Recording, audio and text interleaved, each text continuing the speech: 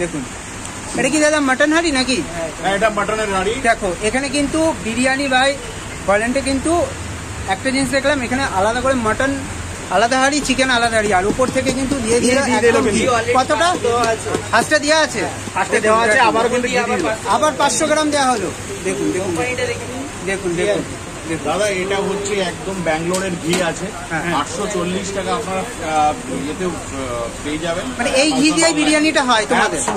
দেখুন দেখুন দেখুন, মানে এটা কি শুধুমাত্র আজকের জন্য নাকি না এটা রেগুলার কোয়ালিটিতে কোনো কম্প্রোমাইজ নেই। রাইসটা দেখুন, ঘিটা দেখুন, এই ঘিটা কিন্তু স্মেল অলরেডি চারদিকে কিন্তু জিআরবি। হ্যাঁ রাইট একদম।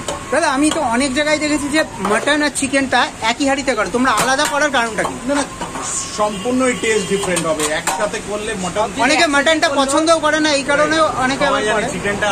ওই যদি একসাথে করে তাহলে মটনের টেস্টটা পাবে না, তার চিকেনের টেস্টটা পাবে। দেখুন একদম একদম ঠিক কথা বলেছে। দেখুন দর্শক বন্ধুরা, আচ্ছা স্মেলটা তুমি কেমন পাচ্ছ? স্মেলটা দুর্দান্ত আসছে।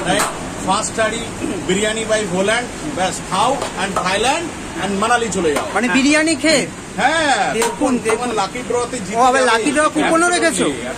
আচ্ছা এটা এই ড্রটা কবে হবে? দেখুন ড্রটা আমরা উল্টো রথের দিন। আচ্ছা যদি আজকে কেউ 5টা বিরিয়ানি কাটে তাহলে কি 5টা বিরিয়ানি নেয় তাহলে কি 5টা কুপন পাবে? 100 বার পার পার্সেলে একটা।